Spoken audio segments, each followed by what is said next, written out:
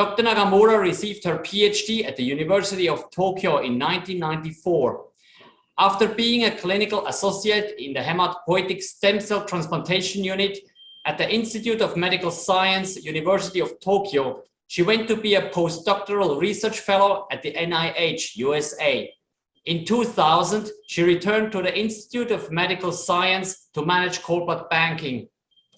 Dr. Nagamura is currently a clinical professor, the director of Department of Cell Processing and Transfusion, the director of the Institute of Medical Science Cord, and the director of the clinical laboratory, all at the University of Tokyo. Her research interests are in the development of umbilical cord-derived MSC banking for clinical use, especially for treatment of severe acute graft versus host disease and other inflammatory diseases. Dr. Nagamura will make now an opening statement. Hello everyone, thank you for joining BioAsia webinar. My name is Tokiko Nagamura from Institute of Medical Science, University of Tokyo, Japan. It is my great honor to be a chairperson for this webinar. The title is COVID-19 Pandemic, Post-Pandemic Applications. This is an international webinar. Welcome. Since the outbreak of pandemic at the beginning of last year, stem cell-related applications have developed rapidly.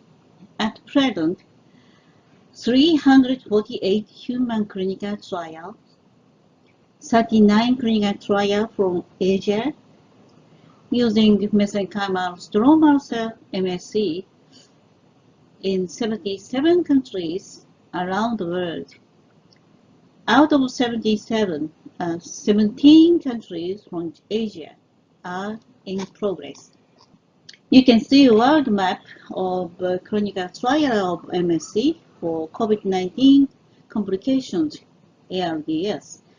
In Asia, those include Indonesia, Thailand, Japan, Malaysia, Singapore, and Taiwan. This slide shows the clinical trial number using MSC for COVID-19 related complications. I just would like to introduce the Japanese situation. There are 3 clinical trials in progress in Japan. My group is this first one, umbilical cord-derived MSC, UCMSC, HLC001, this is a product name, supported by the Human Life Code Company. Product is processed by our bank, IMSAT code. This is umbilical cord blood and cord bank. This is supported by AMED funding, government supported. And this is a P1, phase 1. 2 times 10 to 6 per kilogram intravenous injection 2 times per week, and we continue 2 weeks. And second one is adipose-derived MSC, ADR001, for severe pneumonia caused by the SARS-CoV-2 infection. This is a phase 1 study has already completed. This is supported by the Road Pharmaceutical Company. Now is phase 2 is in progress. And the third one is a bone marrow derived MSC. This is supported by the Helios company. This is just for ARDS. Before they initiated that this treatment before COVID-19 pandemic. This is just a picture to prepare the umbilical cord-derived MSC. Just sew and draw the cell fluid into the syringe and inject. That's all. Background of this webinar. As you know, in the past few months, many countries in Asia have seen another severe wave of pandemic. With a low coverage of vaccination, the treatment of severely ill patients with acute respiratory distress syndrome, ARDS, and its complications, lung fibrosis, has become extremely important. For this reason, using mesenchymal stromal cell MSC for COVID-19 treatment in Asian countries has experienced a rapid increase.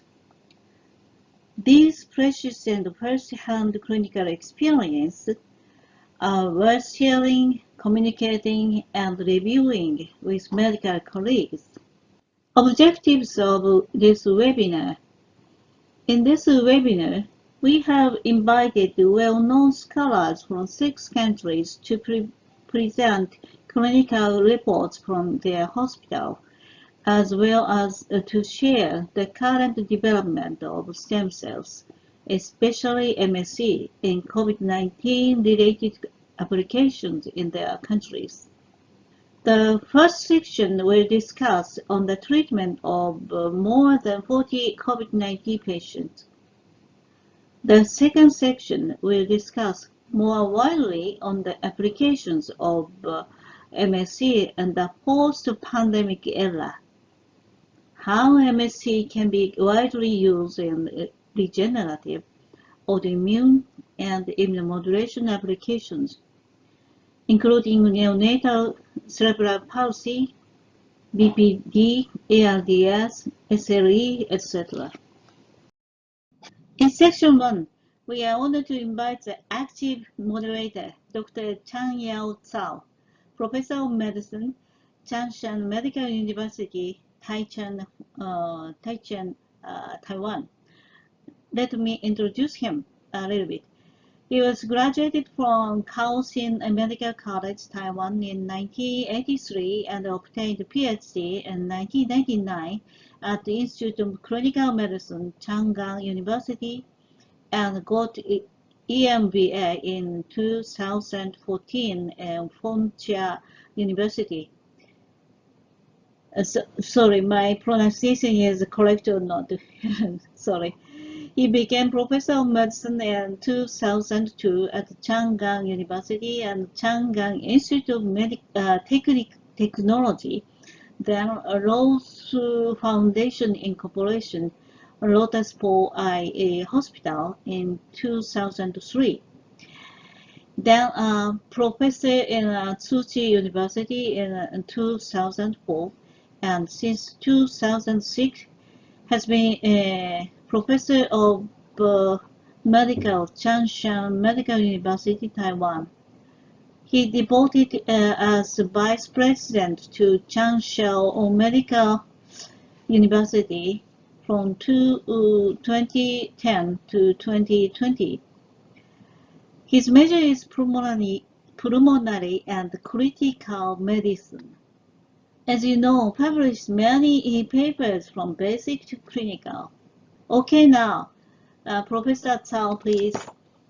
Hello, good afternoon to all of you on the website. I'm Professor Cao from Zhongshan Medical University. I'm so great to have you on the website sharing the experience of cell therapy in the critically ill COVID-19 patients. Now we are going to start the first section. In the first section, there will be 4 topics concerning the use of mesenchymal stem cells in the severe adult respiratory distress syndrome, including COVID-19 or non-COVID-19 patients. Today, we have 4 excellent speakers from 3 countries, including my country, Taiwan. Ladies and gentlemen, having a good day. I am Hon Kan Yip on behalf of Kaohsiung Chang'an Memorial Hospital. Today, we are so happy to be invited by BioAsia to share our experiment regarding the phase 1 clinical trial with the human umbilical cord mesenchymal stem cell to treat the ARDS. On my side is Dr. Lee. She is academic interested in stem cell therapy. Of course, he he deeply involved and participated in our recent clinical trial in my center. Today, I would like to invite her to present this clinical trial. Welcome, Dr. Lee. Thank you. Good afternoon, everyone. I'm Yijen Lee from Translational Circulatory and Stem Cell Research Group. This group is led by Professor Ye, a pioneer of cell therapy. Today is our pleasure to share our phase 1 clinical trial study. The title is Human Umbilical-Derived MSC Therapy for Acute Respiratory Distress Syndrome, ARDS. ARDS is a severe type of respiratory failure characterized by rapid abscess of widespread inflammation of the lung. The mechanical cause of ARDS is fluid leakage from the small blood vessels in the lung into the tiny air cells where blood is oxygenated. Normally, a protective membrane keeps the fluid in the vessels. However, severe illness or injury can damage the cell membrane, leading to the fluid leakage and build-up fluid in the lung. Symptoms of ARDS include shortness of breath, rapid breathing, and bluish skin. And ARDS can come on suddenly and progress quickly. Although advanced medical and pharmacotherapy have been investigated, ARDS affects more than 3 million people with high mortality each year globally. Therefore, the development of the effective therapeutics for ARDS is urgent and important. On the reason causing ARDS, one of the reasons is a virus infection, including COVID-19. At the outbreak beginning in Wuhan, there were 42% COVID-19 patients leading to ARDS. Even with aggressive treatment, more than half of ARDS patients expired. This is a Spanish woman was infected by COVID-19 and quickly progressed to ARDS for just 3 days. The detailed ARDS mechanism shows infection, injury, blood loss, or inhalation injury damage tiny blood vessels in the alveoli of the lungs. Innate immunity, including macrophage and neutrophils, hyperactivate, leading to cytokine storm, immune infiltration, and fibrosis formation, followed by filling with fluid in the alveoli. When this happens, the lungs can no longer fill properly with air and become stiff. According to ARD disease mechanism, MSC has an immune modulatory function, paracrine effect, and regenerative capabilities, suggest that MSC may be a protection therapy for ARDS. Therefore, we start phase 1 study to address whether human umbilical-derived mesenchymal stem cells may be a therapeutic option for patients with moderate to severe ARDS. This clinical trial is approved by TFDA and IRB and registered in International Standard Randomized Control Trial website. This is a flowchart of phase 1, including screening, exclusion, and enrollment. We screened patients aged from 20 to 19 diagnosis with moderate to severe ARDS within 5 days from 2017 to 2019, and exclude pregnant women, autoimmune disease, and cancer patients.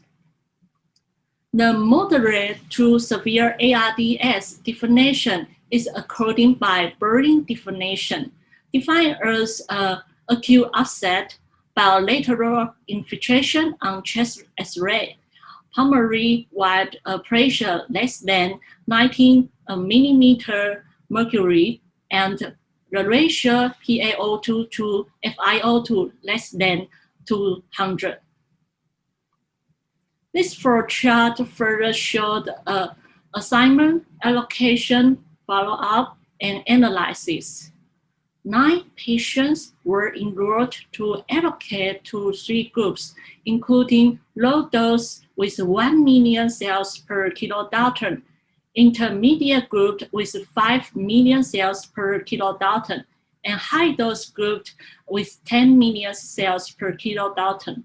We follow up patients' clinical and laboratory data during hospitalization. We move on result part. The average age of enrolled patient was 15 years old, major is a male. More than half of patients had a chronic kidney disease. This slide shows baseline vital sign upon presentation.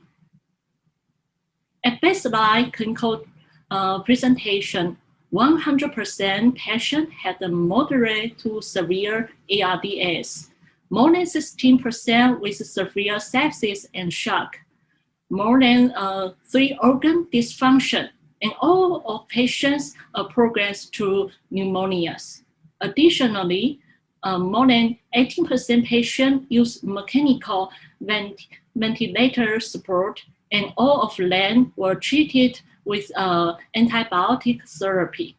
The average ratio of PaO2 to FiO2 was 107, severe less than the normal condition.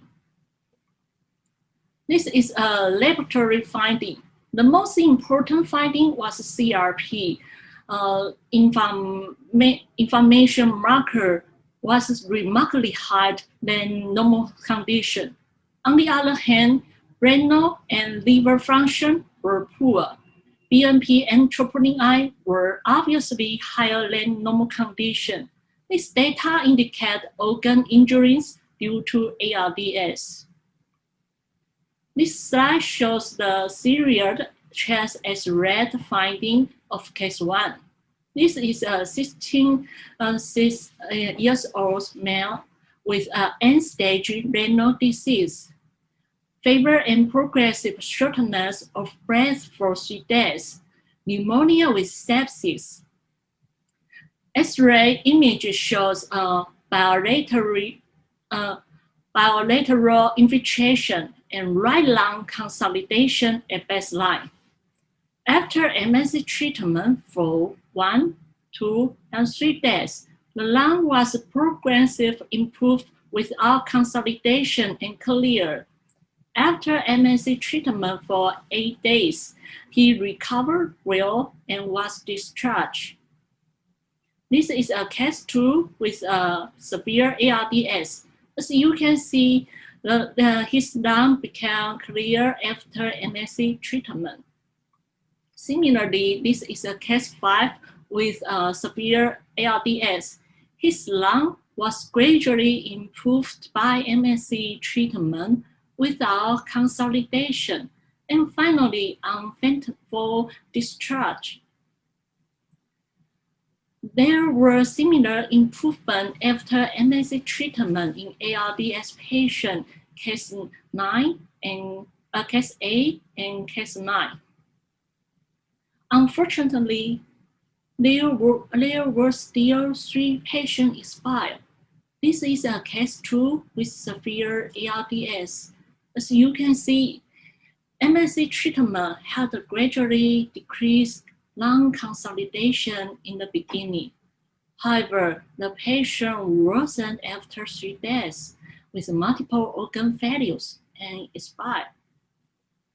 Similarly, in case 4, with severe ARDS, MSC improved lung consolidation first, but worsened later.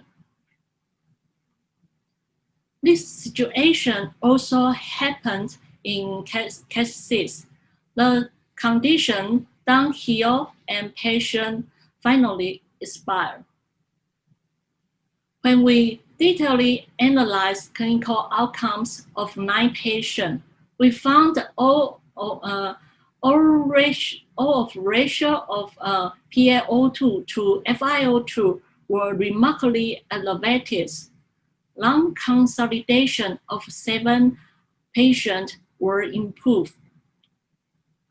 6 patients of secretion organ failure assessment SOFA score were decreased. Additionally, average ventilator days was 15 days, about 19 days in ICU, 1 month in hospitalization. Importantly, the in-hospital mortality rate was 33%. For moderate to severe ARDS from literature reviews, the mortality rate is more than 16%, suggesting that our MSC therapy provides better clinical outcome in ARDS patients. Time course change of clinical parameters shows oxygen saturation increase, consolidation, lactate, and SOFA score was decreased. On the other hand, CRP inflammation marker was significantly reduced after MSC treatment. MSC treatment also decreased leukocyte number and neutrophil number at 1 month. In conclusion, scaling dose intravasal infusion of human umbilical-derived mesenchymal stem cells was safe without serious adverse events in 9 ARDS patients. The good tolerability and favorable short-term outcome of this phase 1 clinical trial paves the way to initiate a phase 2 randomized placebo-controlled trial. This phase 2 ARDS control trials has been approved by TFDA. Finally, this paper was published in top journal Critical Care Medicine last year. Impact factor is 7.5. So far, this paper has been cited 20 times and inspired MSC treating COVID-19 clinical trials. Most citations were COVID-19 associated study. Good afternoon, everyone. I would like to briefly introduce myself. I am Dr. Siddharth Pusanti from Chakri Narubadin Medical Institute, Mahidol University. I am specialized in hematology and coagulation medicine, but also be interested in stem cell transplantation and cell therapy. I was assigned by Dr. Suradev, my mentor, to be a representative speaker from Thailand to talk in this session. Today, I am very honored to be here for sharing team experience in MSC therapy for our first 3 patients with severe COVID-19. First, I would like to begin this talk with this picture from New York Times. Thailand was the first country to report a case outside China in January 2020. The nation was relatively successful in containing the pandemic throughout most last year because restrictive policy in wearing face masks, hand hygiene, and social distancing. But now Thai people are still facing with an uncontrolled outbreak and record third wave since April 2021. This episode impact people's life and heavily disrupt the Thai economy. The current measures from the government cannot control dispersal of the virus, resulting in the situation runs down quickly in the last 2 months.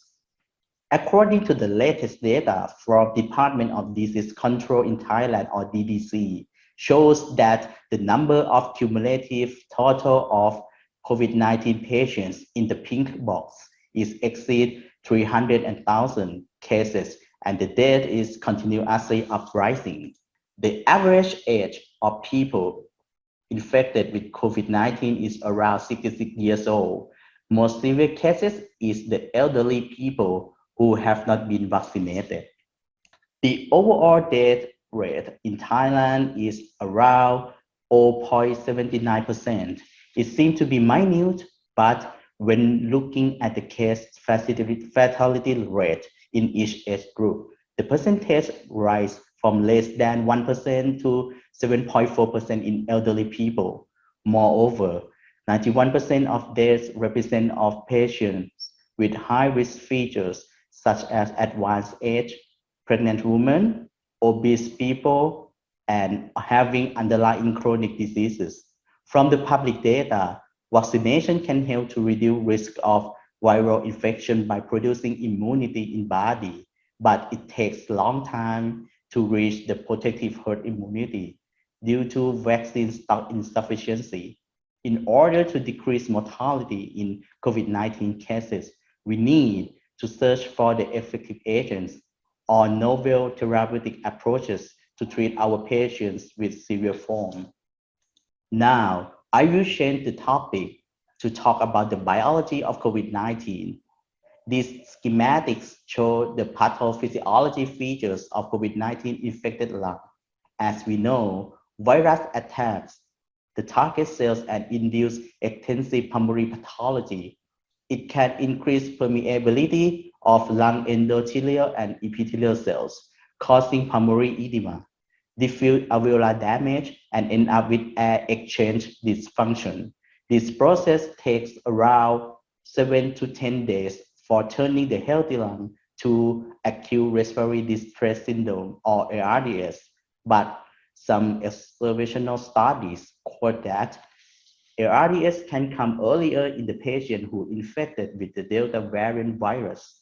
This slide illustrates the immunomodulatory interactions between mesenchymal stem cells and immune cells. MSC exert immunomodulatory functions mainly via interaction with immune cells, including T cells, B cells, NK cells, macrophages, monocytes, dendritic cells, and neutrophils through cell-to-cell contacts and paracrine activities. Besides conventional treatment regimen, including antivirals, anticoagulant therapy, and corticosteroid, several institutes consider MSC therapy as a potential treatment options of severe COVID-19 with ARDS because not only MSC therapy has an immunomodulatory effect, but regenerative effect too. The picture illustrates the potential mechanism of MSC action in COVID-19 infected patients. The engineering MSC with immunomodulatory molecules could enhance the efficacy of homing to damaged tissue or cells of target cell, and then attenuate the cytokine storm. This method can improve the patient's outcome. This slide shows a photo set of MSC preparation process before transplantation in Thailand. First, we would like to appreciate Bionet Corporation for sponsoring the batch for our patients. MSC are cryopreserved in the culture medium with 5% human serum supplement and 10% DMSO. They are preserved in 45 milliliters of cryo vials. Each vial contains 25 million cells in 4 millimeter cryo medium. All handling with cells is done in a biological safety cabinet. We use 60 to 90 minutes for preparation of cells. These steps include washing the cryo vial with saline, removing the supernatant, and resuspending the cell with saline again. We do this 3 times to make the final MSC suspension and then count cells and determine viability by hemocytometer. At the last step, we use the syringe to transfer this solution to the ward. And finally, we get the final product.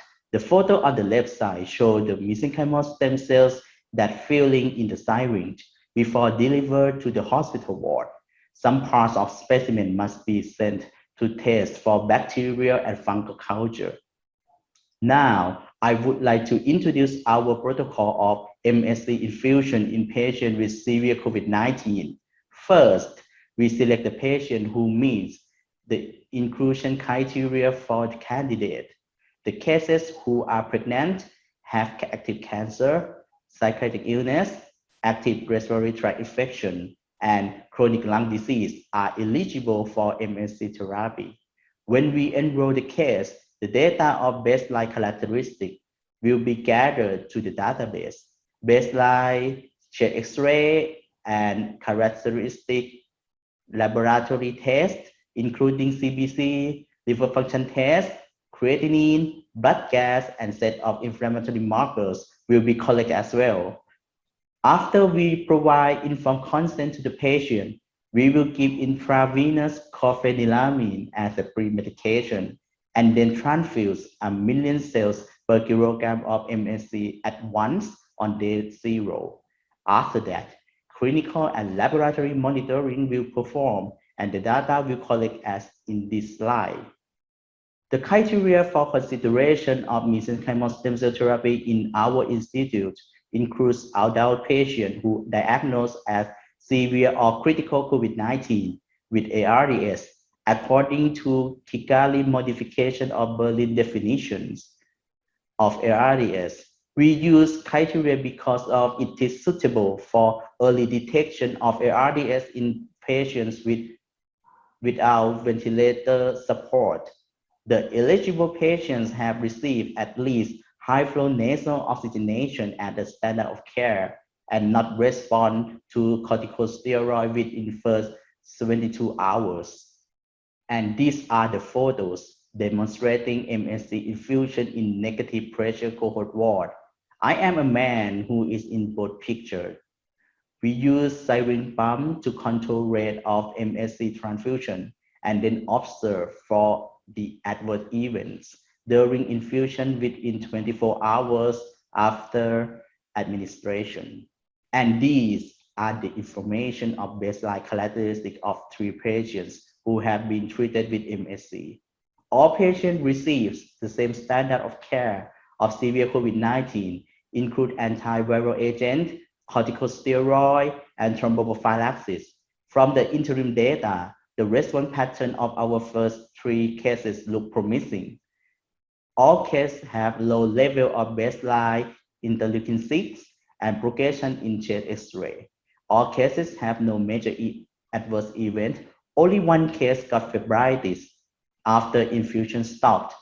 Moreover, all patients have similar patterns of response, such as increase in absolute lymphocyte count and reduction of CRP from day 1, marked elevation of the dimer at day 0 and day 1, and improvement of chest X-ray within 72 hours.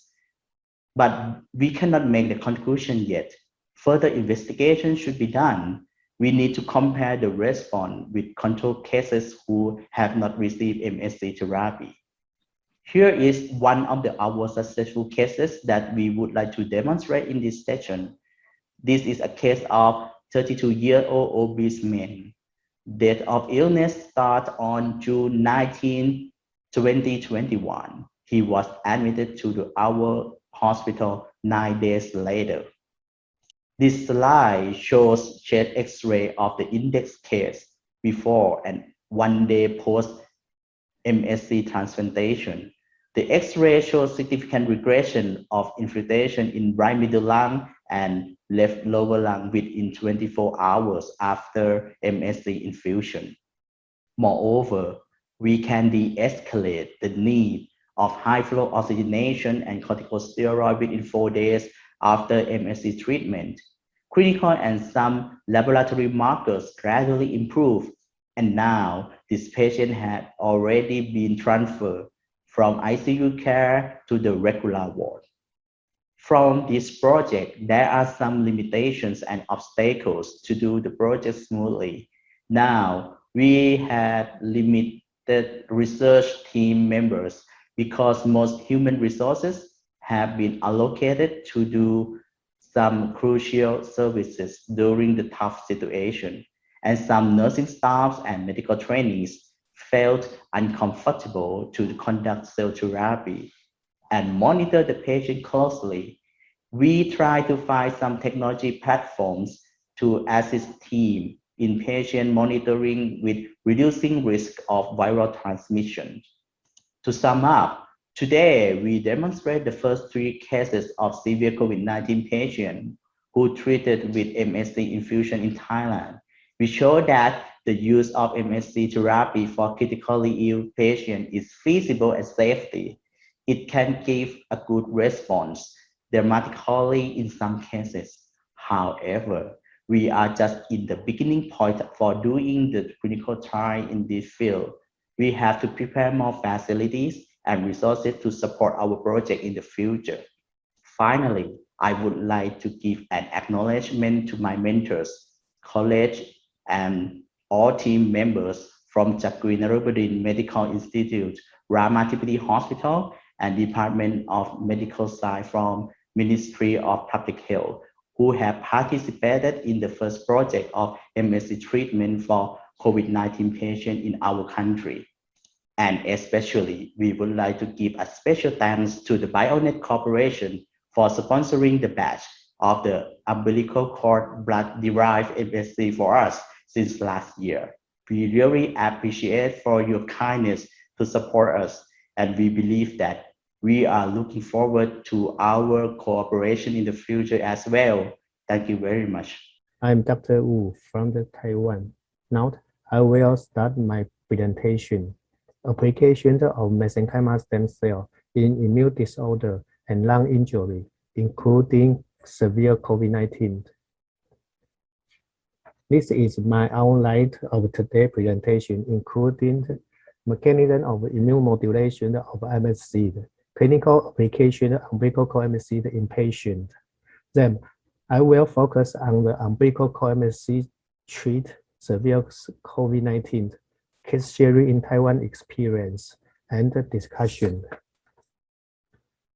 We can get MSC from bone marrow, adipose tissue, and fetal tissue such as umbilical cord. Collecting MSC from bone marrow is invasive.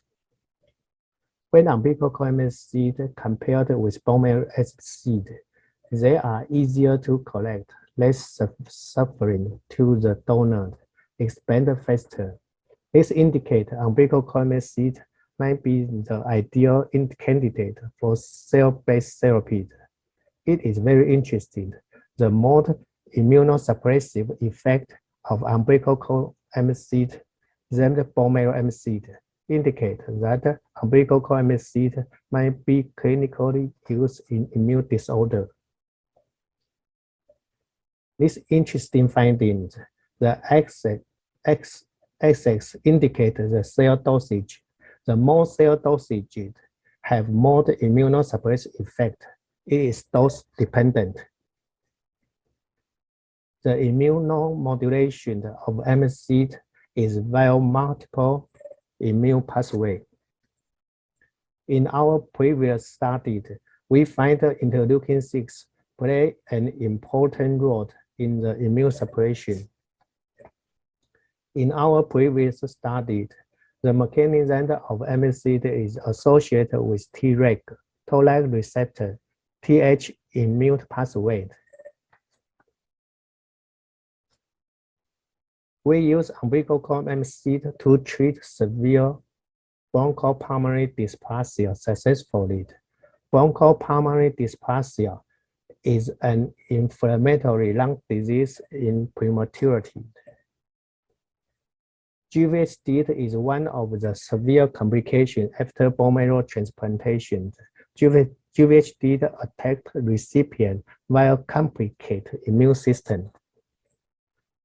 Previously, we used umbilical cord MSC to treat severe GVHD successfully.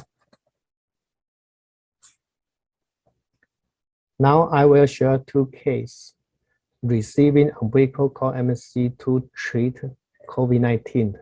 The first patient is 48 years old male. He went to COVID-19 hotspot in Taipei. Then fever and sore throat is told. COVID-19 was diagnosed. He was isolated in central Taiwan. Then dyspnea was found. Then he referred to our hospital due to severe pneumonia. He has coronary artery disease, hypertension, hyperlipidemia, past history. His BMI is high. The lab showed inflammatory parameters elevated. Chest X-ray showed severe pneumonia. ARDS secondary to COVID-19 is diagnosed. Then he received standard treatment for severe COVID-19, including antiviral therapy, anti-inflammation therapy, intubation and ventilator support due to severe hypoxia, low molecular heparin, antibiotics, and rule out other infection. After antiviral and steroid treatment, the disease progressed.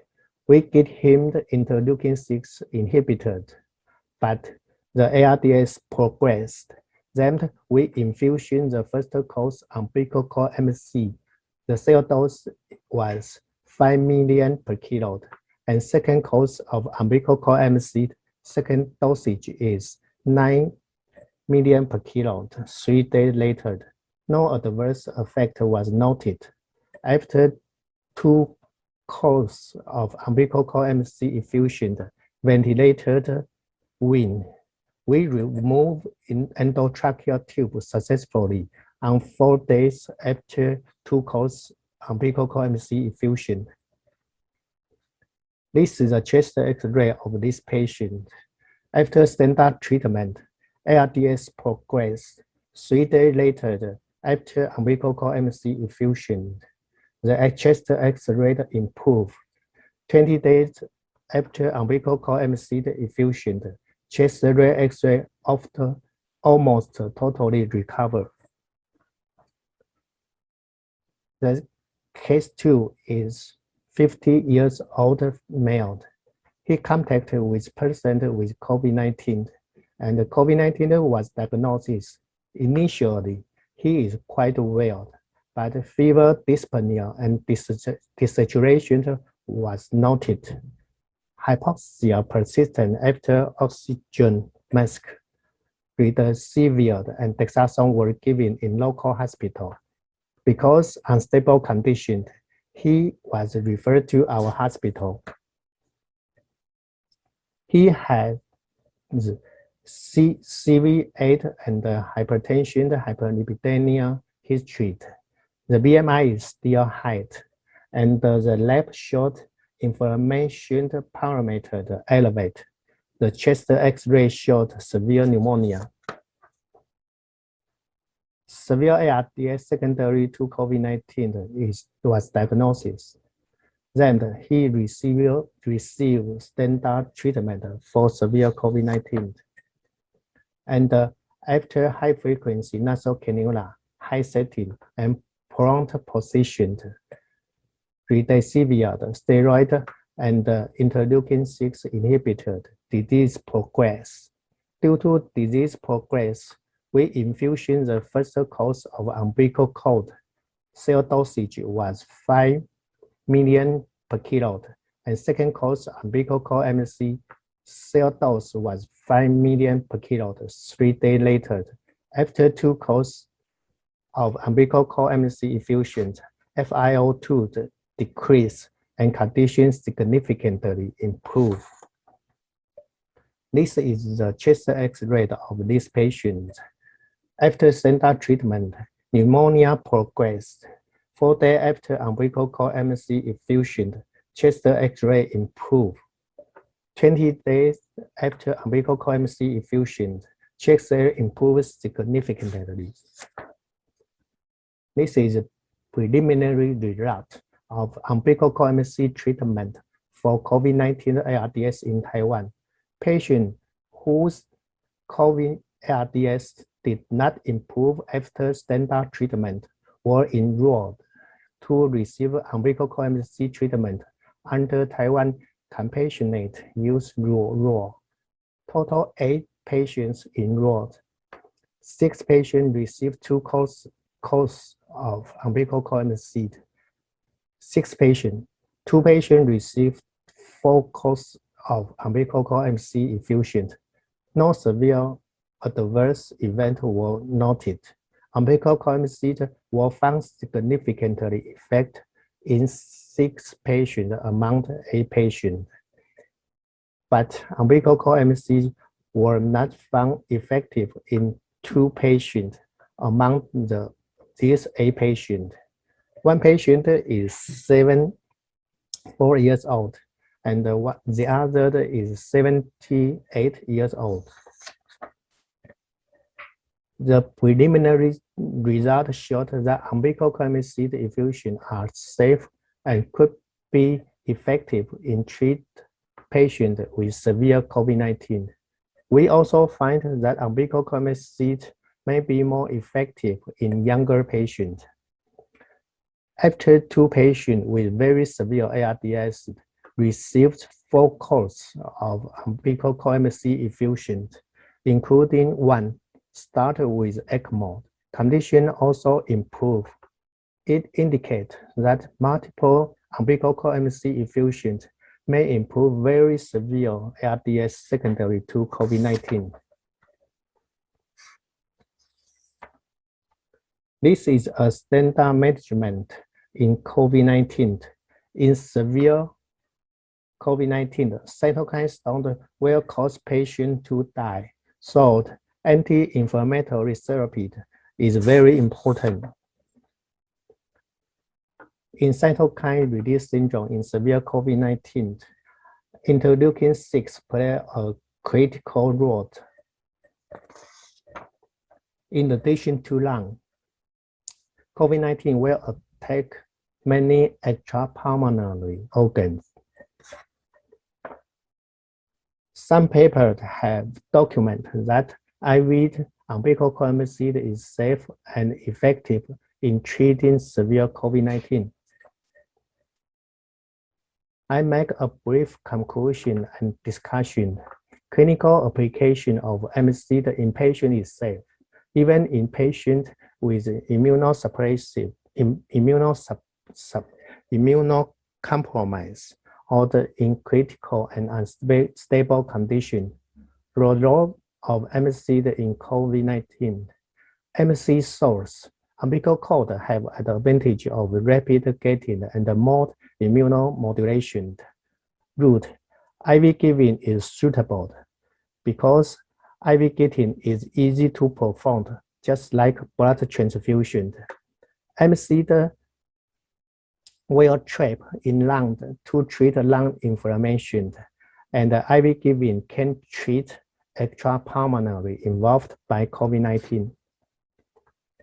About the cell dosage, 100 or 200 million was used in previous report in COVID-19 treatment. My opinion is 1 to 9 million per kilo can be considered. Most people use this cell dosage in various diseases because the immunosuppression is dose dependent. In our previous in vitro and in vivo study, you can consider more cell dosage in more critical patients. About the course, 2 courses, interval 3 days, or 3 courses, interval 2 days, in previous report in COVID-19 treatment. My opinion, 2 or more courses depend on patient condition and response can be considered. About the interval, 2 to 3 days may be considered in acute stage. When to use MSC in COVID-19, it is not conclusive and conflict. According to previous report, MSC was used in severe and critical illness. My opinion, use MSC in inflammatory phase. Do not stop any previous standard treatment for COVID-19. early use MSC in high-risk patients with severe COVID-19. Early use MSC in severe COVID-19 when patients' response are not adequate after standard treatment. While MSC reactive COVID-19, it is unknown, but according to previous report, COVID viral load did not change after MSC treatment. Steroids seem not to affect COVID-19 viral load. We use MSC in inflammation phase. At that time, viral replication decreased. Therefore, we speculate that MSC may not reactivate COVID-19. I thank to my good friend Bionet Cooperation. We have cooperated for many years. They kindly provide good quality of umbilical cord MSC. I thanks to my colleague, Professor Cao and Dr. Lin. Thank you for your attention. Today we are going to discuss the potency of the umbilical cord mesenchymal stromal cell as a critical COVID-19 adjuvant therapy. This is double-blind randomized control trial. We declare institutional funding from Priority Research Fund by Ministry of Research, Technology and Higher Education, Republic of Indonesia. And these are our investigators of this study. There are intensivists, anesthesiologists, pulmonologists, and stem cell researchers that involved and supported this study. As we know, pandemic in our world is still out there, and the cases number is still increasing, especially right now. We're facing of the second wave of COVID-19 pandemics. As per November 2020, as this article was written, there were 68 million cases in the world, from which 1.5 million died. In one of the center of COVID-19 hospital in Indonesia, the ICU occupancy rate rise up to 80%, and there were 87% mortality rate at that time on March 2020.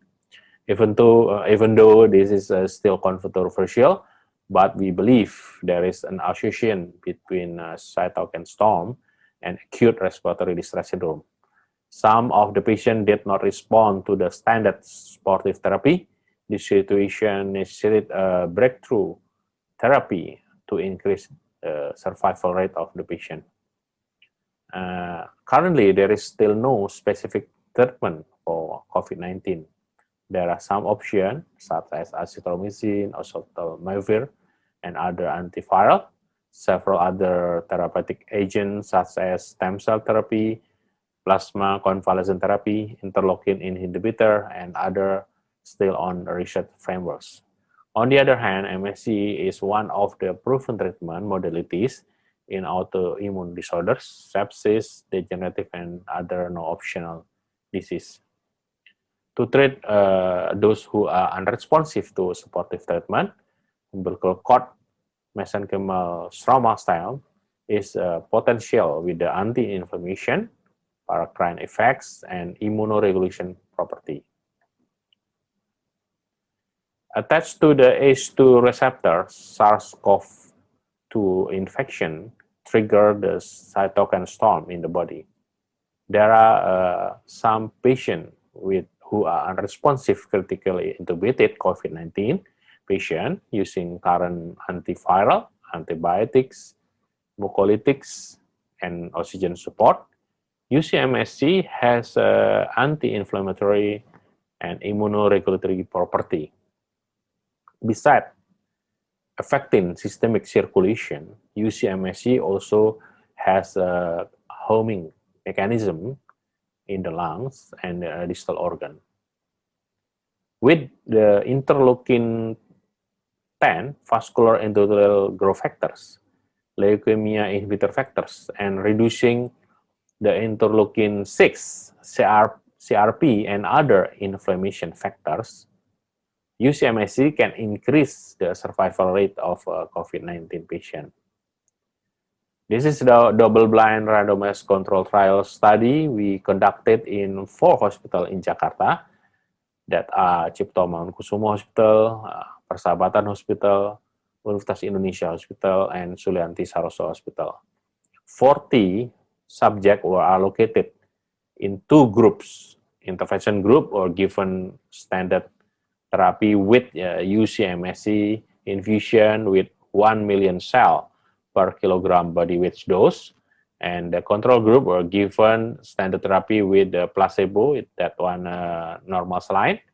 Neither the subject nor the care provider and those assessing the outcome knew the treatment allocation.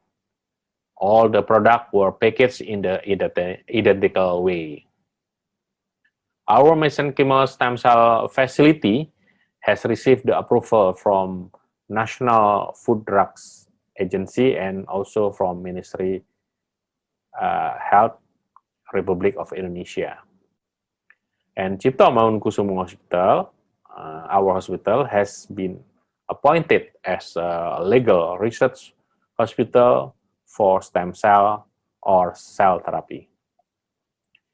We have received the ethical clearance, research local permission, clinical trial implementation from National FDA, and this study also registered at clinicaltrial.gov. All the mesenchymal stem cell are produced in Stem Cell Medical Technology Integrated Service Unit, Cipto Mangunkusumo Hospital, and the laboratorium analysis such as cytokine analysis, lymphocyte subpopulation were evaluated at the Stem Cell and Tissue Engineering Research Center in IMERI in Faculty of Medicine, Universitas Indonesia. We included critical COVID-19 patients which were intubated with a PCR swab positive, and defined as critical, it means the ratio of arterial oxygen partial pressures per fractional inspired oxygen less than 300 millimeter Hg, and the patient also have shocks. And the inclusion criteria is the 18 until 95 years old with PCR positive, leukopenia and lymphopenia, pneumonia based on the X-ray or CT scan, and we exclude pregnant and patient with the history of malignancy or history currently involved in other clinical trial. The MSC were allogenic, naive, human umbilical cord mesenchymal stem cell, mesenchymal stromal cell. MSC were harvested from patient 5 or 6 to ensure the best quality of the cell, and single intravenous infusion, as mentioned, is 1 million per kilogram body weight, diluted in 100 cc normal saline. To signify the presence of MSC, positive expression of CD90 and CD73 were ensured more than 95%. On the other hand, negative expression of the CD34 will ensure less than 2%. This is the baseline examination. We evaluate routine blood count, DIFCON, CRP, the dimers, fibrinogen, procalcitonin on day 0, 1, and repeated every 3 days. We also evaluated the specific parameters such as VEGF, ferritin, interleukin-6, interleukin-10, LIF, and CD4, CD8, and CD56 on the day 0 and day 7. Our primary outcome is the mortality rate and the length of the ventilator usage. The secondary outcome were length of the stay in the ICU, improvement in the routine laboratory value, cytokine laboratory value, and lymphocyte subpopulation. We also observe any serious events. We use descriptive analysis for patient demographic, MAN-WITNEY-U test to compare pre- and post-intervention laboratory result among 2 groups. And for the intervention group, we compare pre- and post-intervention using Wilcoxon sign rank test, and we also analyze the survival rate using Cox regression. From 20 patients receive MSC, 10 recover, while from 20 patients receive placebo or normal saline, only 4 recover. Thus, the survival rate from MSC per control is 2.5 per 1. Nevertheless, if we only analyze patients with the minimal 1 comorbid, there were 9 recover patients with the minimal 1 comorbid in MSC group, and there were only 2 patients with a minimal 1 comorbid in the placebo groups. So it means the survival rate of MSC is 4.5 times. This is the, I give you also the survival rate based on Kaplan-Meier diagrams. And there were no significant difference between intubation period and interval from intubation to administration of MSC between 2 groups. And the mean intubation period in the MSC is 15.69 days and 16.63 days on the control groups. For the secondary outcome, we can see that MSC reduced the interleukin-6, ferritin, procalcitonin, CRP, the dimer, and pro-BNP fibrinogen. Even though the only significant result was observed only in interleukin-6 on the recover group, but we can see, the downtrend of the inflammatory marker in the MSC group in compare in the control groups.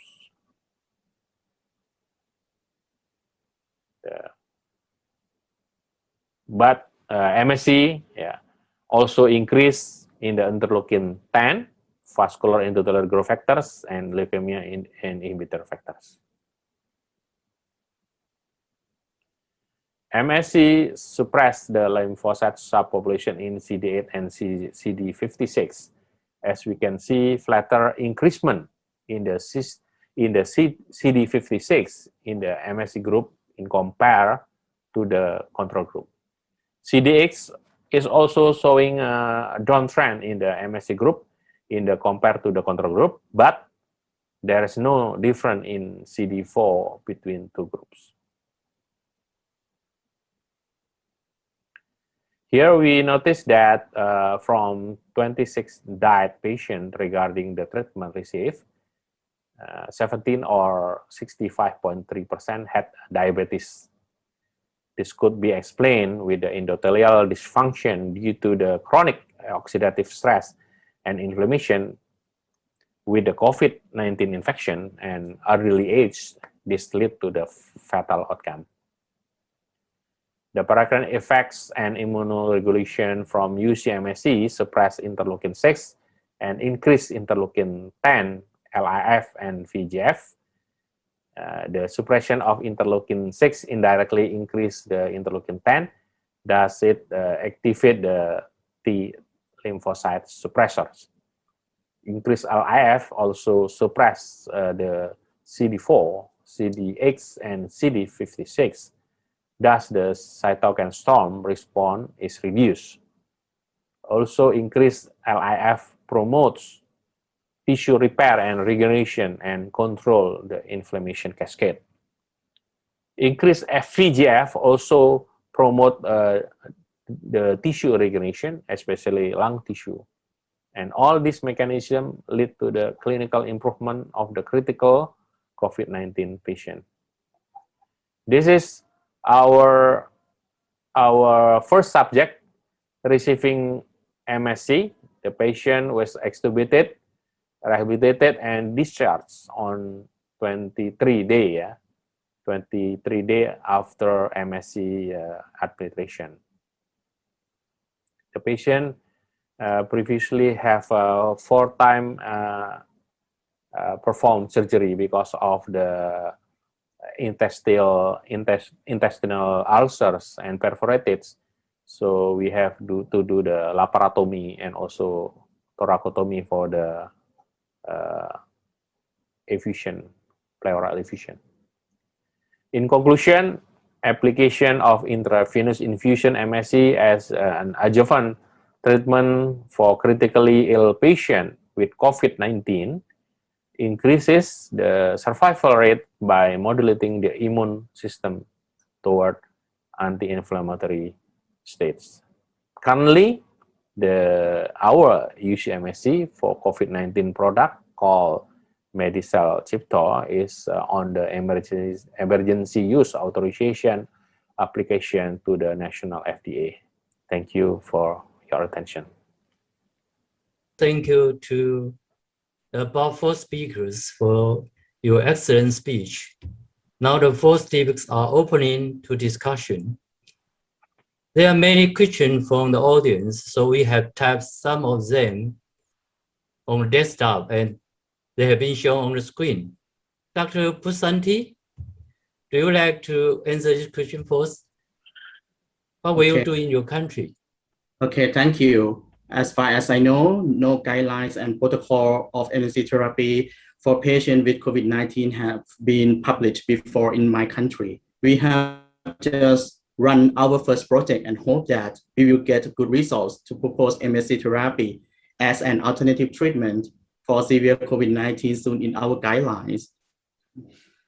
Okay, thank you. How about Dr. Dilogo? Is the same regulation in your country? Oh.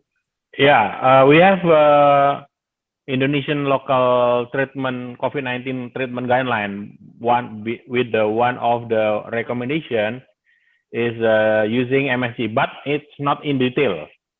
Our Indonesian COVID guideline that produced by medical profession, for instance, from the pulmonologists and also cardiovascular and internal medicine, only mentioning that for the critical ill COVID-19, we can use the MSC, but there is no in detail like the question. I believe the question of number 2, that one. Just only name it. We recommend for critical ill patient on top after several standard treatment like IVIG, anti-interleukin, anti-inflammation, steroid, and etc. Thank you. Professor Ye, could you answer this question? How we do in Taiwan? As we know that currently the conventional therapy is still the standard method for treatment the COVID-19 induced ARDS. Unfortunately, because we know that the history of using the MSC to treatment the COVID-19 induced severe ARDS is still too short. On the other hand, there has no large randomized possible control trial, I mean the phase 2 clinical trial to prove how and what is the effective of COVID-19 treated by the MSC. So to the best of my knowledge, there is still no guideline to recommend the treatment of ARDS with the MSC. Thank you. So I think we still need more evidence, and we should do more studies about this issue and to get more evidence so we can get approval from the government. Now we are going to the second question is for mesenchymal stem cell therapy for COVID-19 ARDS patient. How to define the optimal cell dose and frequency as well as the timing. I think Professor Wu already showed some opinions on his slides.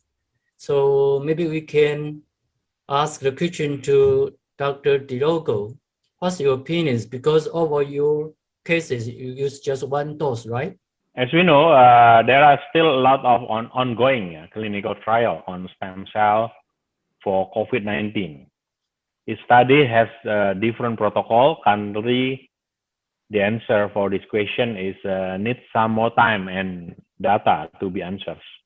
For instance, Lia Lang I think the first published by Lang et al. From China. They give 1 million cell per kilogram body weight, and also Liang et al. Giving 3 times IV, 3 with the 3 dose interval with the fixed dose, 50 million, and 50 million. And then Go, I believe he also used the single dose, 1 million cell, the same way like Lang. And Shu is 2 million per kilogram body weight. And me, of course, I follow the first study by Lang, 1 million. And Lanzoni recently also published using IV in 50 cc ml of the vehicle solution. That one human serum albumin and heparin. 2 time infusion with the 100 million UCMSE fresh thawing with the 3-day interval. So that one, so actually the answers. So I do a lot of study. I mean, I do the parameter study. So in my opinion, yeah, based on that, I mean, consideration, why we have to do the repeating the dose if you have to check that one, interleukin 6, interleukin 10, LIF, you know, the dimer, CRP that like that we do it routinely in our in my study. So if, for instance, the interleukin 6 still high and interleukin 10 still low, so it means you need another dose.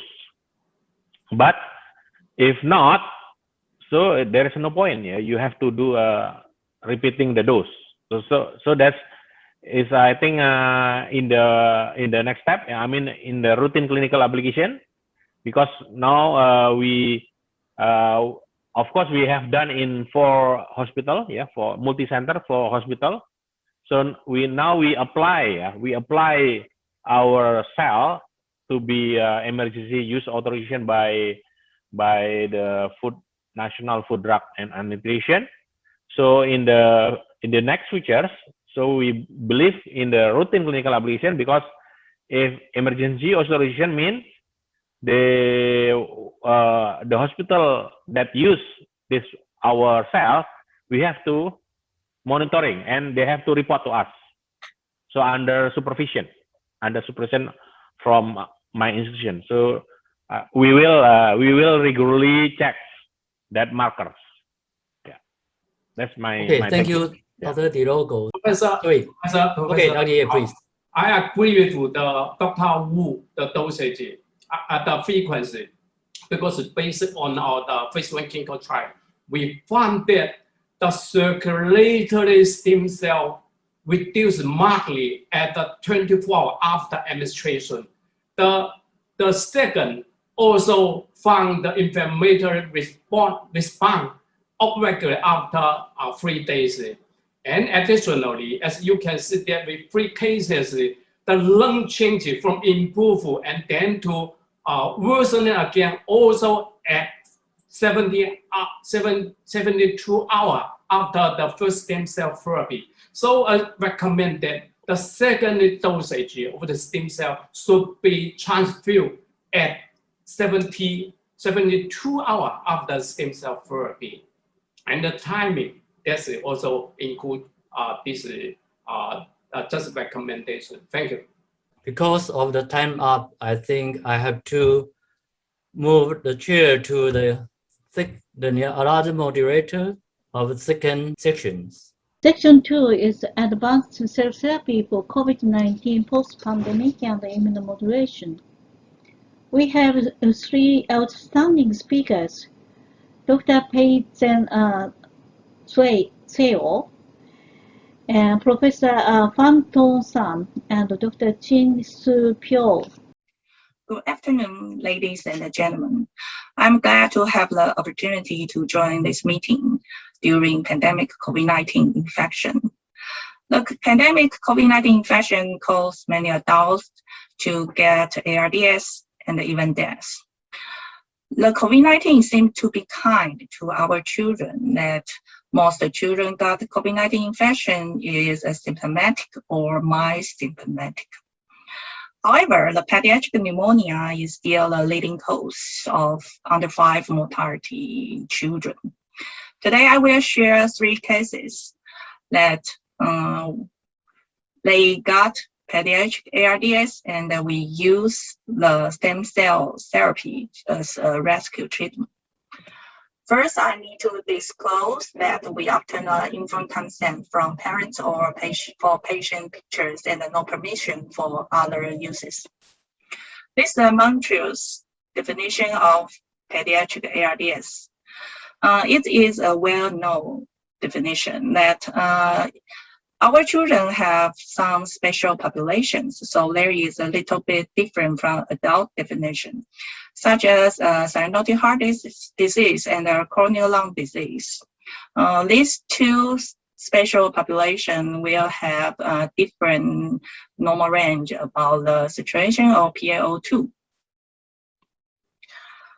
Most therapy for the pediatric ARDS based on the evidence from adult clinical trials, such as lung protective strategies, fluid management, sedation, lung recruitment maneuvers, inhale nitric oxide. And finally, if we need to give the patient more time to let the lung recovery, maybe we will use the ECMO as a bridge therapy.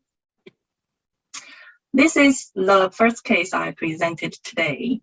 She is a preterm infant, and she was born at the gestational age at 23 weeks. Her birth weight is 590 grams, and she discharged with the diagnosis of severe bronchopulmonary dysplasia and pulmonary hypertension with the right heart failure.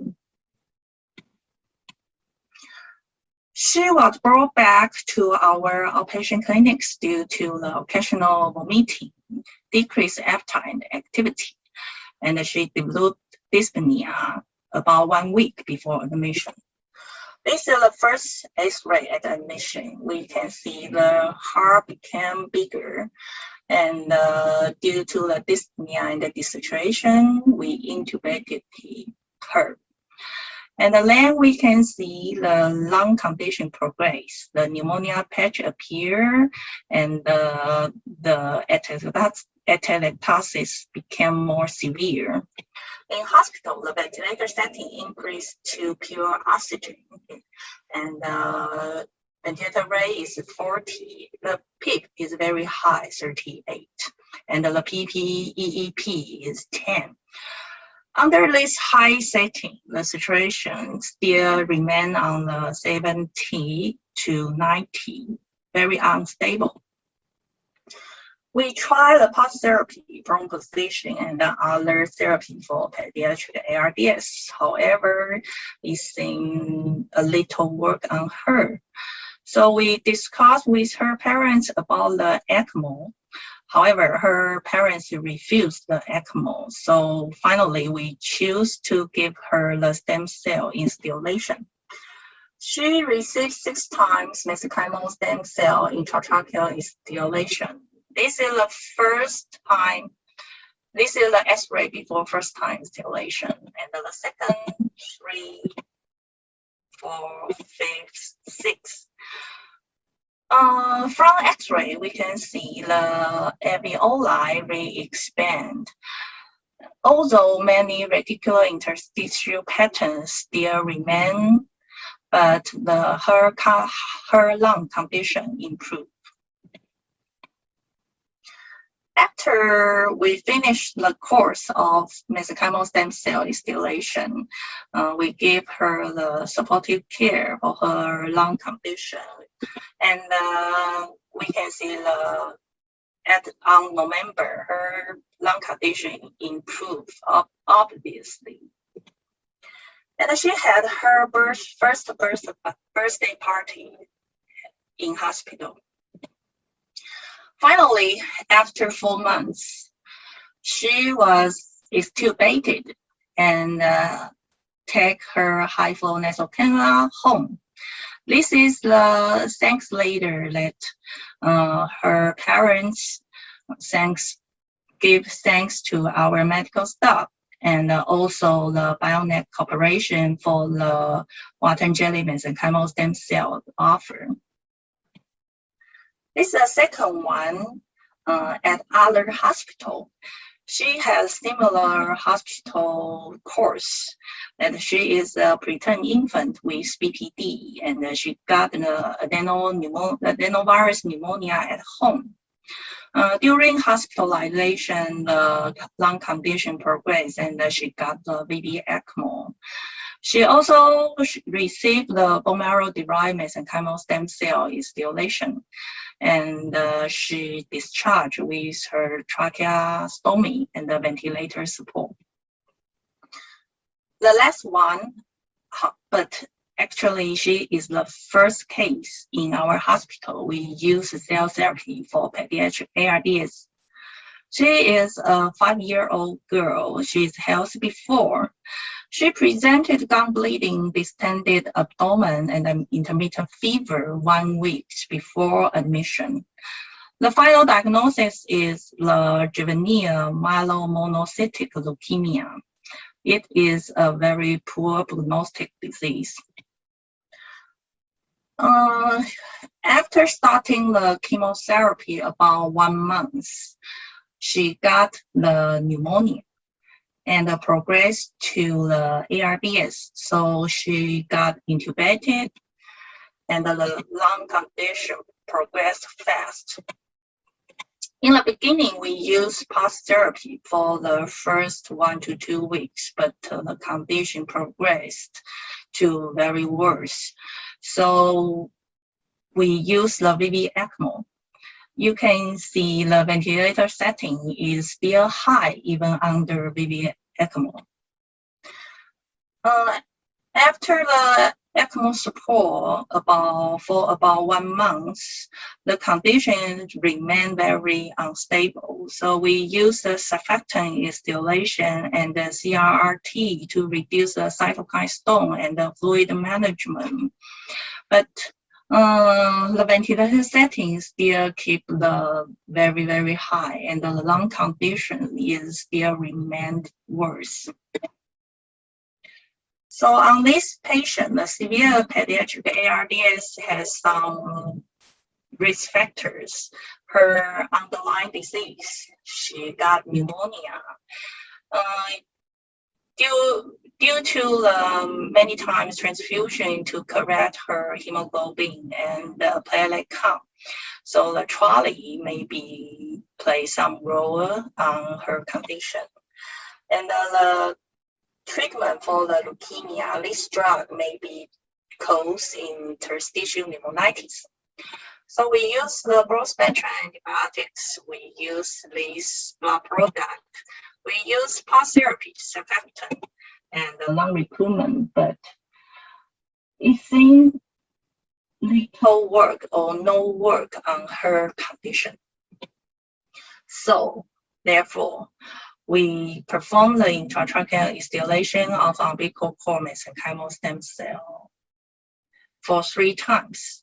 It's the first time X-ray after installation, and the second time and the third time.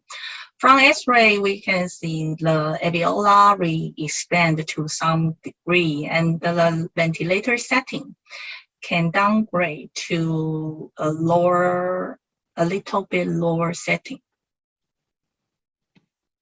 This is her hospital course.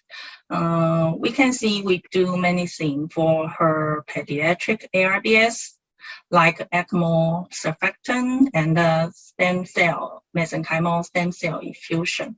Unfortunately, she got another episode of septic shock and desaturation before the 4th stem cell installation, and she expired. Although we can bring her back in this case, however, we see the cytokine profiles from the bronchoalveolar lavage fluid. we can see these inflammatory cytokines decrease after 2 times stem cell instillation. That means the stem cell therapy has its immunomodulation effect on this patient. Finally, we need to thank Professor Kang-Xin Wu for the analysis of bronchoalveolar lavage cytokines. And we thank the Bionet Corporation to offer these 2 patients the mesenchymal stem cell. And thank you for your lesson. My name is Titi Fan. I'm from the Associate Professor in Department of Surgery in Yong Loo Lin School of Medicine in NUS, Singapore. So the title of my talk today will be Stem Cell Technology 4.0 in anti-aging and anti-COVID.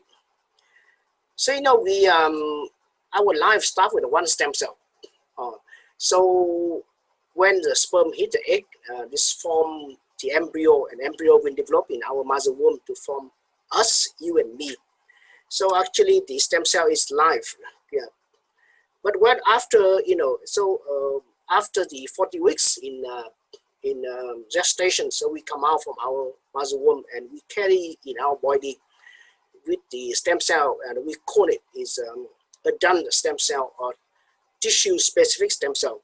So stem cell can be in bone marrow to form the blood cells, it can be in skin to form your epidermis and hair, it can be in your cartilage, can be in the liver, can be in brain, you know, to replace the aging cell or dead cell in the body and to keep us going. So the stem cell will be do 3 I would say replacement of the, so replace the cell death and to resurrect the damaged organ or to repair damaged organ. So this thing I would say stem cell is the future of regenerative medicine.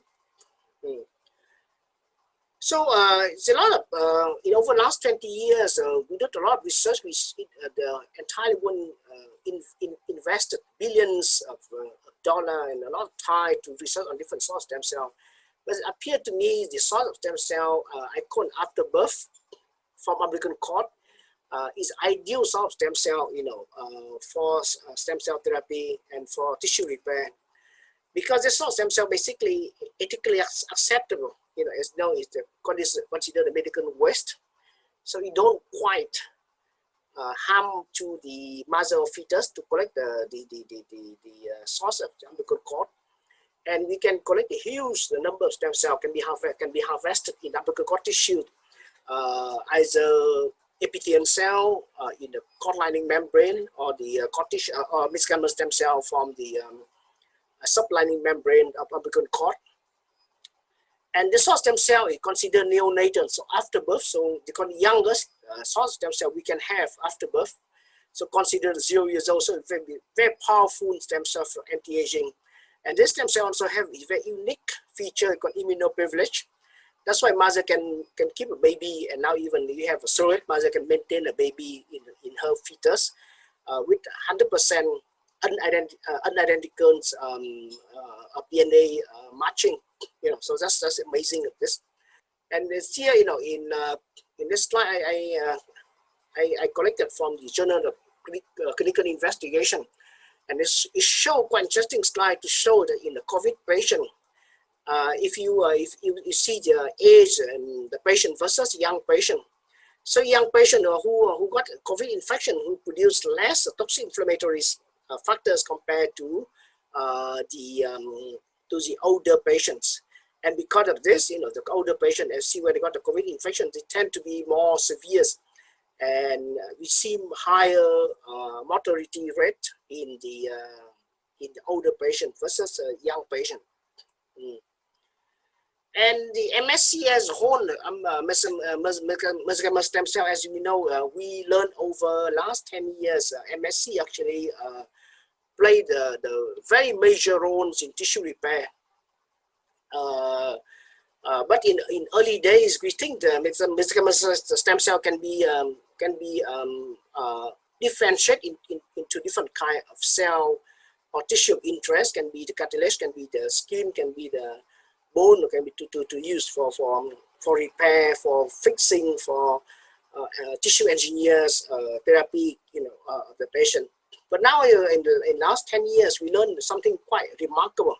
This MSC can be used for anti-inflammatories. So I call it is a non-specific. So this MSC can provide like a blanket anti-inflammatories. It's unlike other drugs. We have here like monoclonal antibodies, like corticosteroid is quite specific target to certain pathway, to certain marker. But this guy's MSC actually produce a whole bunch of secretome of cytokines, of exosome, which is they can suppress the toxic inflammation. They can control the inflammation better, and therefore they can use as an alternative source of cell therapy for anti-inflammation. Yeah. But again, MSC, basically all kind of MSC can do the same job, either from bone marrow or from adipose MSC, or from cord blood MSC. And but again, I would say the umbilical cord MSC you derive from cord tissue or cord lining surface membrane. They produce the best quality because number one, we have a large quantity of cell, and number two, they are the neonatal, so they are very, very robust. They are youngest cell you can have after birth. And number three, they can produce all kind of cytokine growth factor for anti-inflammation as MSC. But on top of this, because MSC from cord lining stem cells, they are conditioned by cord tissue stem cells, they're conditioned by nature to produce even more powerful anti-rejection. To prevent the rejection of the mother to the fetus. So it's even more powerful, and that's why they become the ideal sort of stem cell, for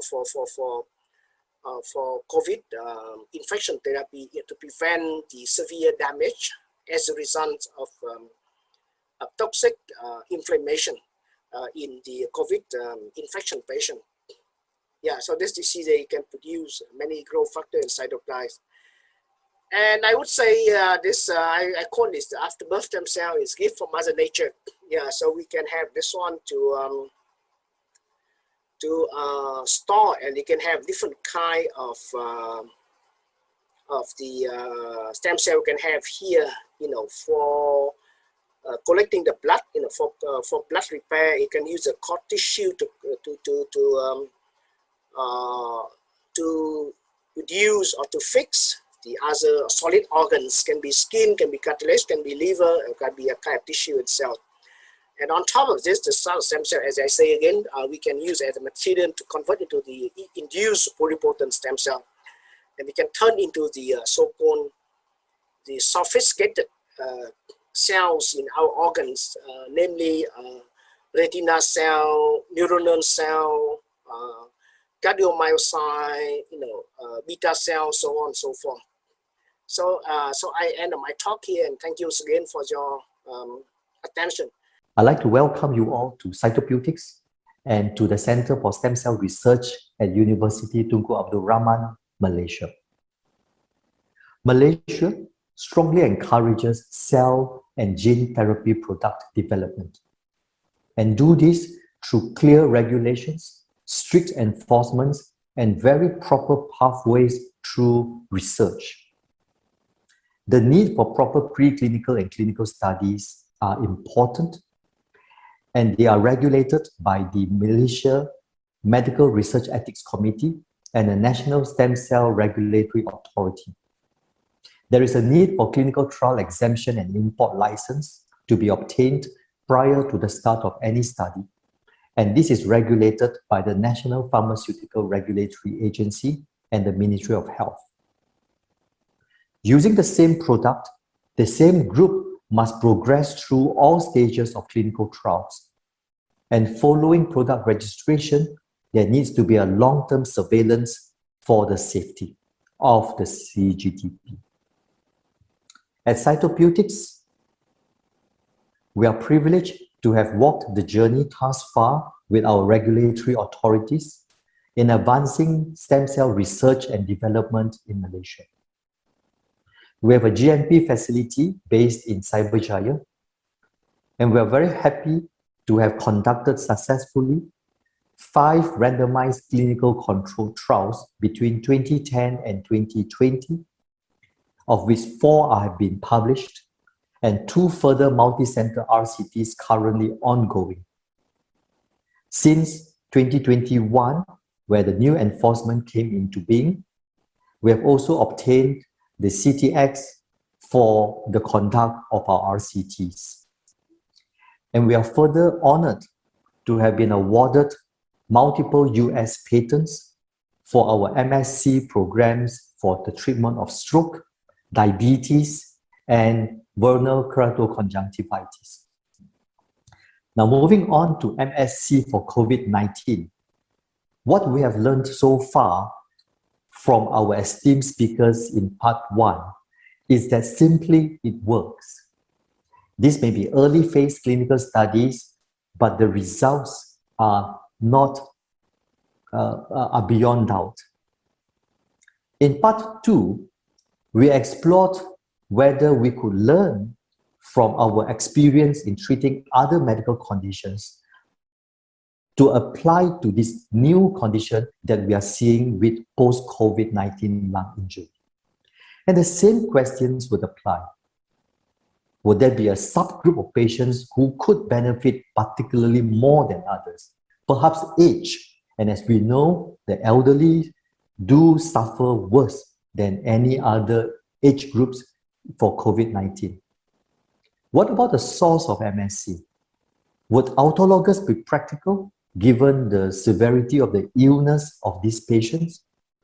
How about the timing of the delivery, the dose amount, or whether multiple dosing are required? In my slides subsequently, I will be focusing on the dosage as well as on the subgroup of the elderly group of patients who I think might benefit more from using stem cells treatment. So does dose matter? Yes, dose does matter. And the cytopeutics, since 2010, we have explored the trophic and paracrine effect of MSc, specifically its immunomodulatory property. When we co-cultured our MSc with lymphocyte, we found the percentage of proliferative response of the lymphocyte reduced in parallel with the number of stem cells co-cultured with. So there is a dose response to the percentage of proliferation of lymphocytes. Now I say that MSc is immunomodulatory and not immunosuppressive because they do not suppress the T cells and they do not destroy the T cells. Rather, it is a percentage of proliferative response that is reduced. And this is very important in cases of infections like we see in COVID-19. But those benefits is not always linear. And in this study, using elastase to induce emphysema in mice, and treating the mice with varying doses of mesenchymal stem cells between 10,000 to 100,000, the authors found that mice treated with 50,000 mesenchymal stem cells had the best prevention of lung injury. By the way, 50,000 MSCs in a 25-gram mice is equivalent to 2 million cells per kilogram body weight. But translating mice dosing to humans may not be that simple. So it is still incumbent upon us and upon every company or group who are developing mesenchymal stem cells to find the optimal dosage of their stem cells applied to various medical conditions. And as cytopeutics, we looked at the clinical safety and the appropriate dose in effecting inflammation regulation in a CLV 100 program, which is approved by MREC with an independent data safety monitoring board to oversee our results. and where we compared the immunomodulatory effects of low dose being 1 million cells per kilogram body weight and high dose being 2 million cells per kilogram body weight. The results were presented and published in Cytotherapy in 2019 and published in full in 2020. In summary, allogenic UCMSCs were safe and well tolerated in both low and high doses, and there were no immediate reaction or longer-term rejection or other adverse events up to 12 months of follow-up. Furthermore, we observed an anti-inflammatory effect. Specifically, if you look at the bar below, there was a reduction of harmful pro-inflammatory cytokine tumor necrosis factor. And this occurred with both the low dose and the high dose groups. But it is the high dose groups that then saw a consistent rise in the anti-inflammatory cytokine IL-1RA and IL-10. So we concluded that there is a dose-dependent anti-inflammatory effect, particularly at 2 million cells per kilogram body weight per patient.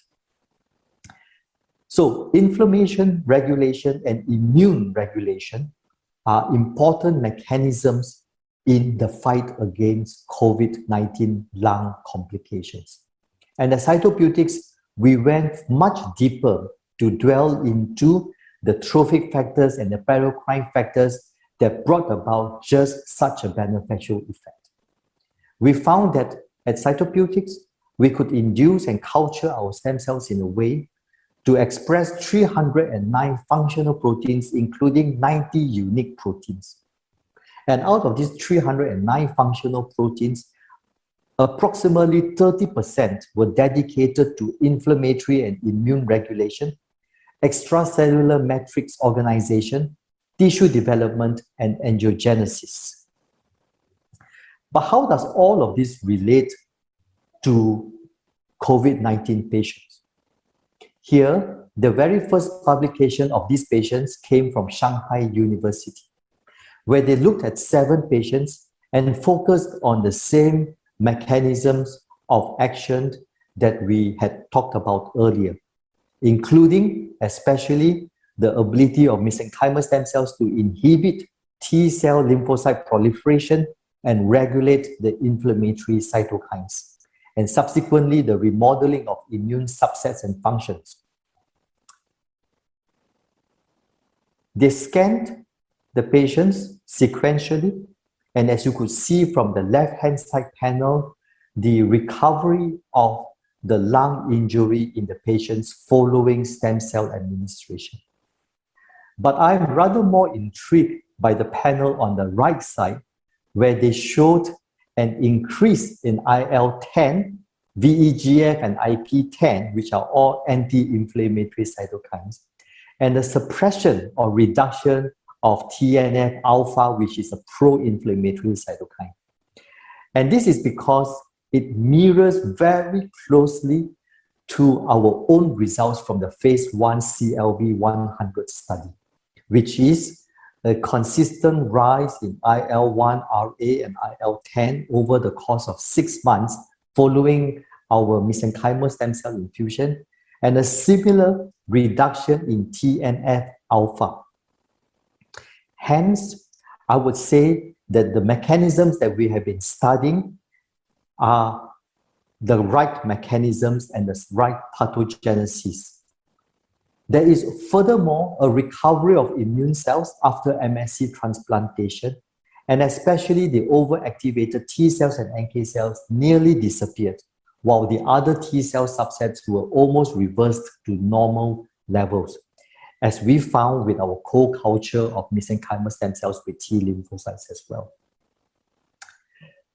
But there is a need for a more specific subgroup emphasis, because the elderly patients are the ones that do a lot worse. And this might be the reason why not all of the publications have shown a consistent benefit of using stem cells for COVID-19. And when we want to look at the elderly population, I draw parallel from acute GVHD, which is another very devastating disease. Acute GVHD occurs when a patient undergoing bone marrow transplant for lymphoma or leukemia suffered a rejection or incompatibility between the donor and the recipient. Acute graft versus host disease could target any organ in the body, but usually would target the skin, the gut, the lungs, and the liver, which are all organs capable of recovery, regeneration, repair.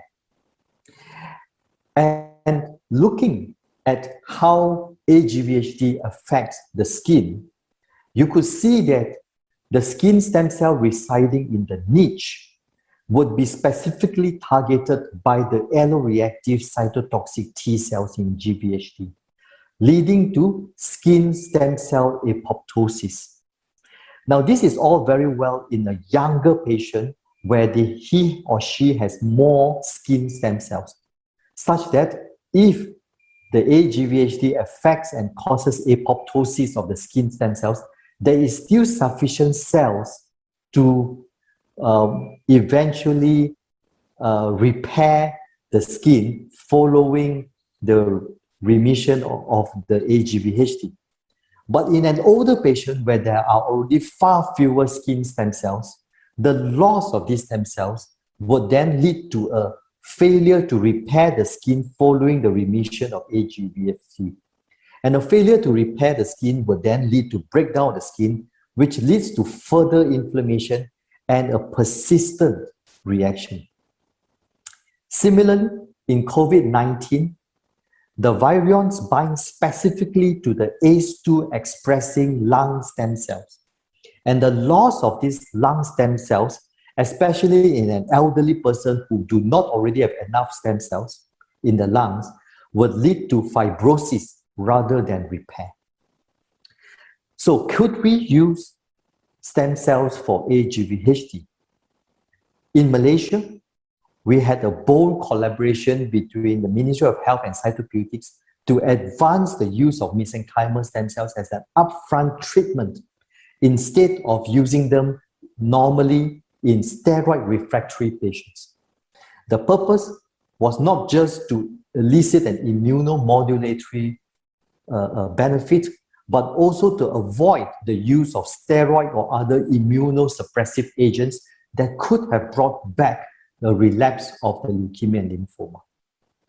And we are very glad to say that in this multi-center collaborative study, we were able to demonstrate a 60% survival of our acute GVHD patients, instead of normally a 10% survival in these patients if they had failed to respond to steroids. So perhaps the same could also be found in our COVID patients, where steroids and immunosuppressants not only might lead to a reactivation of the virus, but the use of stem cells in higher doses and multiple dosing would be most beneficial in a very specific subgroup of patients, which are the elderly. In summary, yes, there is evidence of MSC in limiting post-COVID-19 lung injury, in reducing death, and perhaps even in longer-term morbidity. Those matters, and it's incumbent on every one of us to find the appropriate dose of our stem cells for COVID-19.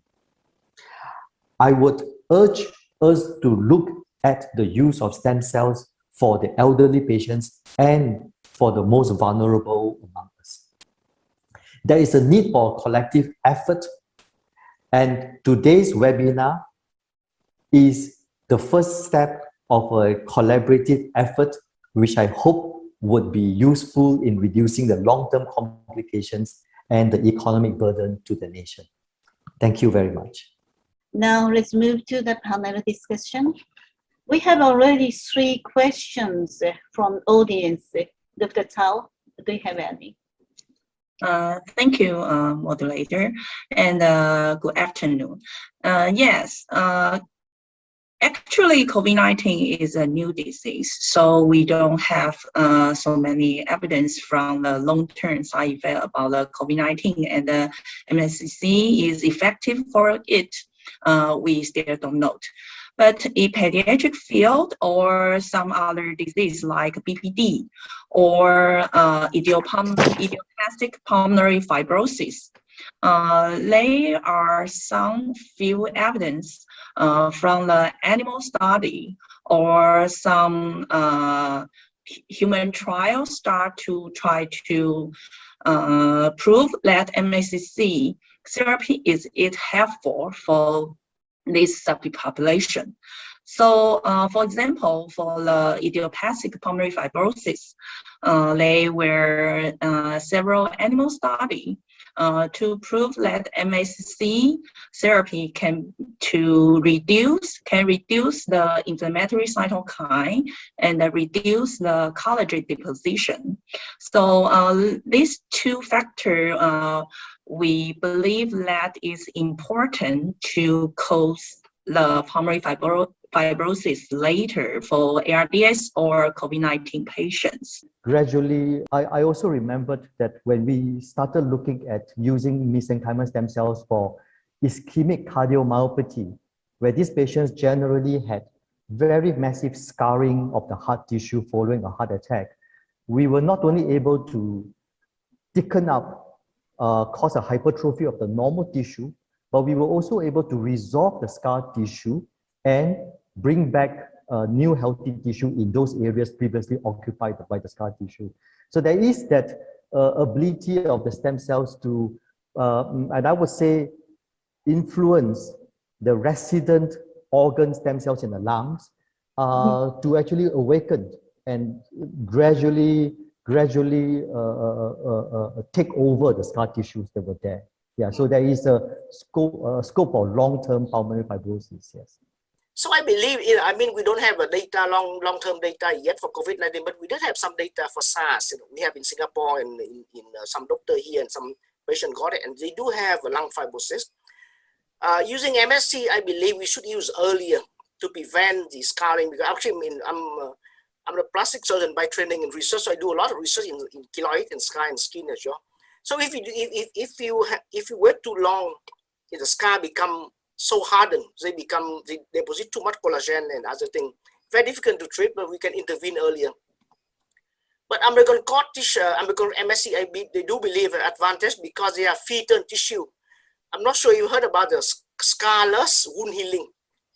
So in our when you have wound, we end up with a scar wound healing. But in the fetus, normally they have a scarless, no scar wound healing, because fetal tissue they produce many other factors, and one of them is very well known called transforming growth factor beta 3 to contribute to anti-scarring and interleukin 10 as well. So that if you make use of the American cord MSC, I believe we can have a good outcome to prevent the lung fibrosis in this patient. What needs to be paid attention to for the use of MSC if a condition required immunomodulation, but the patient has also cancer, the cancer. I think this means that MSC therapy for the patient with carrying with malignancies is acceptable or not, and the influence of MSC function on it.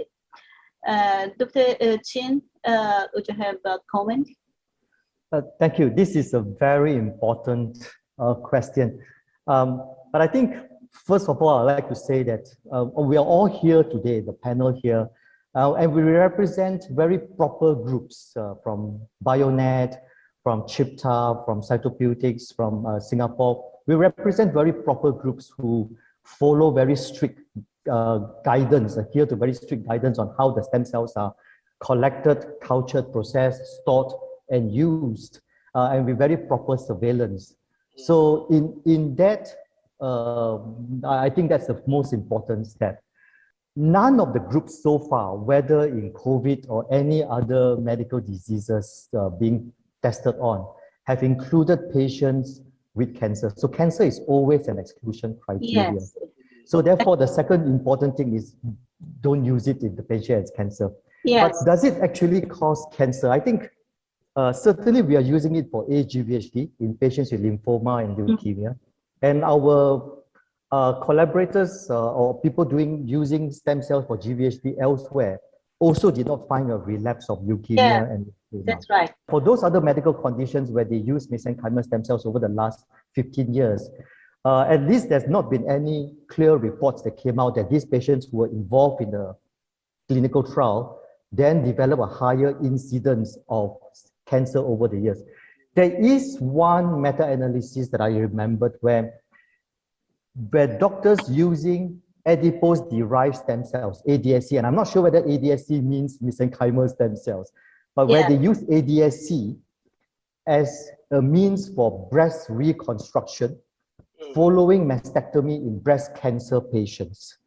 There are some inconsistent reports that led to a relapse of the breast cancer. Thank you. So then my take on that would be that mesenchymal stem cells, and I think other groups have proven this, mesenchymal stem cells do not activate resting cancer stem cells, but they may activate active cancer stem cells. Okay. I think we need some more and more evidence not to stimulate the cancer. And I think the time is up. And thank you all. Now, Dr. Tsai, chairman of Bionic Group, will give us some final words. First, a huge thanks to all the distinguished speakers for sharing your valuable clinical data and experience from more than 10 hospitals in 6 countries. As Professor Nagamura mentioned, only through the exchange of knowledge and experience can we collaboratively improve our treatment protocol. And only through cross-border cooperation can we save more lives. About a year ago, we started to provide stem cell to support hospitals overseas. And since then, we came to realize that there is a need for inter-hospital and transnational communication platform. As Dr. Chun mentioned today, with today's webinar, I think we have successfully established such a platform for future communication and, more importantly, to foster cross-border collaborations. And thank you to all the participants from 20 countries. If you would like to join this platform, or you have any question or inquiry, or you want to reach out to hospital or stem cell labs, email us and let us know. We will continue to work on integrating the resources of hospital and stem cell labs. And we'll also continue to hold similar webinar for COVID-19, as well as for other stem cell application. Thank you all for your support. And thank you very much. Thank you. And finally, I'd like to invite the president of AFOB, Professor Lee, to make the concluding final remark. I'm Wen-Chen Lee, the president of AFOB. The full name of AFOB is Asia Federation of Biotechnology. As a key member in biotechnology community, AFOB is very concerned about the outbreak of COVID-19. Since last year, AFOB has organized many online conferences, symposiums, and webinars. Focusing on COVID-19 today is very important to the treatment of COVID-19 patients. In addition to share the information and experience, I hope that the event can stimulate international collaborations on this pandemic disease. Once again, thanks all for joining the webinar today. Thank you.